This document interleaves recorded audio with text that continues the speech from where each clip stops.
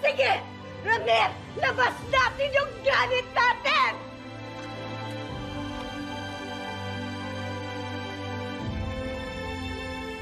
Ano bang hindi natin nakita? Ano bang hindi natin ginawa? Saan ba tayo nagkulang? Bakit sa dulo ng lahat ng ito? Bakit parang baliwala lang yung mga abuso na ginawa sa anak natin? Tresha, wala tayong ginawang mali. Kundi yung tarantadong inong yan at ang mga magulang niyang konsentidor sa kahayupan niya.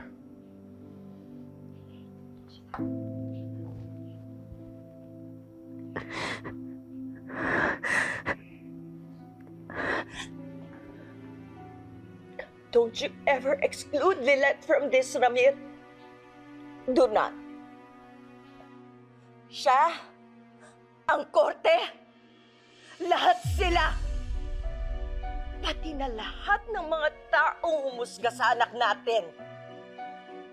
Sila yung paulit-ulit na gumahasa sa kanya. Sila lahat ang dahilan kung bakit wala rin sa mukha mapapakita sa kanila.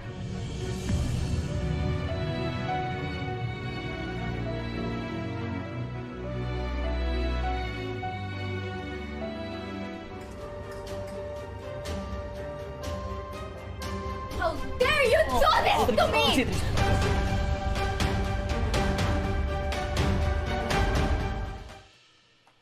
Anong ginagawa mo dito? Bakit? Alam mo ba kung paano mo tinalikuran yung pamilya mo? Kung paano mo binasura yung sinasabi mong principle sa pinaniniwalaan mo? Trixie, nagpasya na yung korte.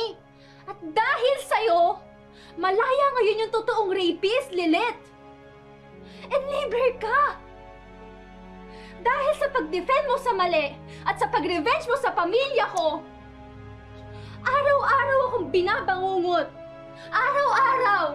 Parang pinagsasamantalahan ulit ako. Binaboy na ako ni Ino noon.